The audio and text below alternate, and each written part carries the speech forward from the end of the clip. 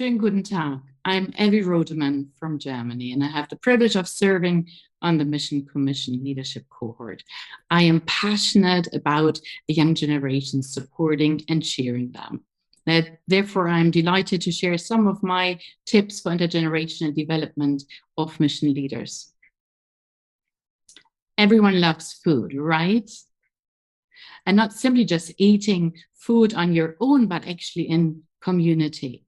A shared meal and a fruitful conversation can actually go a very long way.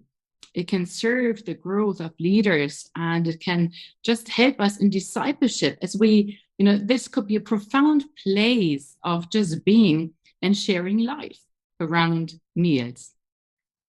As a community of mission leaders from various places and cultures here, how do we share our meal times with young leaders? Do we offer them just meals and invite them to dine maybe at a separate table, or do we actually invite them to eat where everyone else sits, to actually eat with us? For this, we need to make space around our tables. Not all the seats can be taken up around our tables. We need to make space for them, which means making space of our own and also sharing our stages. The implications are manifold. Senior leaders make space for younger leaders, and we include them. It is about the integration of them and even being willing to share their power or opportunities, speaking engagements, shared ministries. I have a personal commitment that wherever I go, and if it's financially possible, I will take a younger leader with me. And not just that with me, but actually I will always give them some slot on some space on the stage. Sometimes just for a few minutes where they share their stories, or some it's just the Bible reading being done, but it's always somewhere where I can share my space, my stage with them. And it's the most amazing experience, honestly, to see them rise to the challenge. Sometimes they're very scared, but then become, through that experience, more confident, and they're more likely to take further challenges in the future because someone says, I believe in you and you can do this. This involves a lot of humility on our part and a willingness to learn from each other. Humility says, I want to learn, and I want to learn from your generation. Do I always like to share my stage with them? No, not at all. But it is my commitment to see a young generation grow and flourish. So that commitment helps me to keep going on that, even if I don't like it sometimes. And simply it is because we want the world to be reached for Jesus, right? It is nothing else. It needs all of us to achieve that goal. None of us has the wisdom on his or her own, and none of us can do it on our own. And when you look at the activities around young people and young leaders, an important question to ask is, am I actually doing this for the young generation, or am I actually doing it with them? Do I offer opportunities for them where they can come and engage, or actually are we doing this together? What is my ultimate goal really for intergenerational development? Am I simply maybe looking for successors, or am I offering a place for them to develop and grow according to their gifts and the abilities the person brings with her and him? Or may I invite you to take even another step further? How about inviting young leaders into your kitchen? So instead of just having them enjoy the meals you cook, you will actually create dishes together. I love to eat, but I'm not the greatest chef at all. But I have others who can teach me. And so I'm in that vulnerable spot where others invest into me and show me how to do things. I make myself vulnerable and open up about the things I might struggle with, where I need to grow and learn. We should aim at young leaders not just participating in what is prepared for them, but create the menu together. That's the real depth of integration. The taste might be very different from your original recipe, but it might be really tasty, and it portrays kingdom values and collaboration. The kitchen might become a bit more chaotic and messy, as maybe there are unfamiliar sauces and spices are mixed together, maybe like never before. And kitchen equipment might be mishandled at the first time as things are experimented there. But imagine the intercultural cuisine come together and new dishes are created.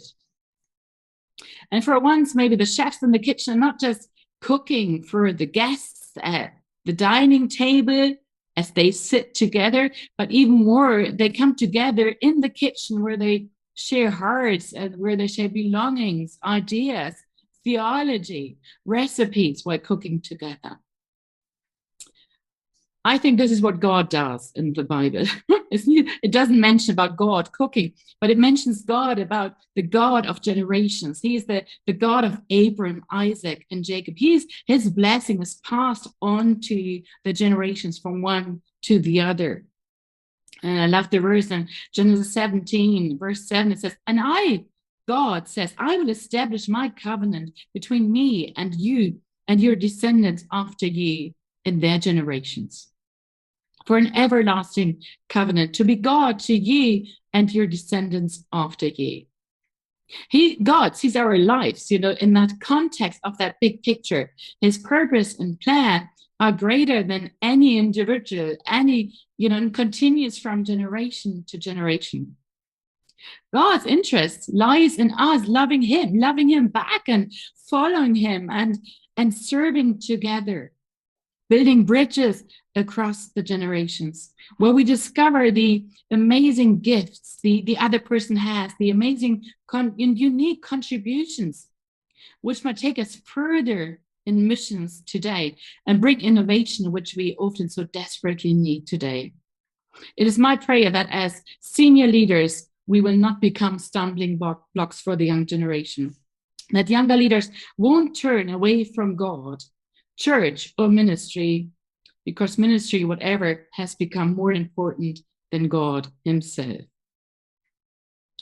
Young leaders often do not like to wear the clothes of the older leaders, which leaders have worn before them, but would rather bring their own clothes and put them on the hangers we provide, if I may use that symbol.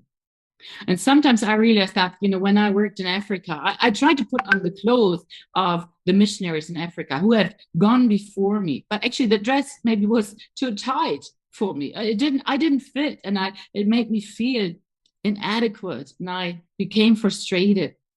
Only when I realized, and when someone told me, you don't actually need to wear the dress of the missionaries, but you can learn yourself to grow into yours. And that really released me, gave me the freedom to learn from these amazing senior leaders, but then also to find my own way in doing missions. And I was able to fly and be used by God. All leaders, we need to have the heart of servant leadership. It's very easily said and very difficult to live out. But we need younger and older leaders here together, and we need to cooperate and collaborate as much as possible. Powell and Griffin have published a book recently on the 3 most burning questions of young people. They interviewed about 3,000 teenagers in the US, and they came up with these results, with these burning questions. And I wonder if they're not just, important and applicable to the States, but also maybe across the globe. The questions are, who am I? Where do I fit? And what difference can I make? It's all about finding answers to these questions about the identity, the belonging, and the calling. Where can each of them make a difference? And here's exactly where I think that we can support and develop these young leaders. We can equip them to find their own answers and discover what God has ordained for each of them. Once they know that we stand with them, their commitment rises. They become involved, they take on responsibility, and they're empowered. They recognize they belong. And they're willing to risk everything and go and plant churches, move to places where there are unreached people, where no one has gone before. And they pay the price for following Jesus.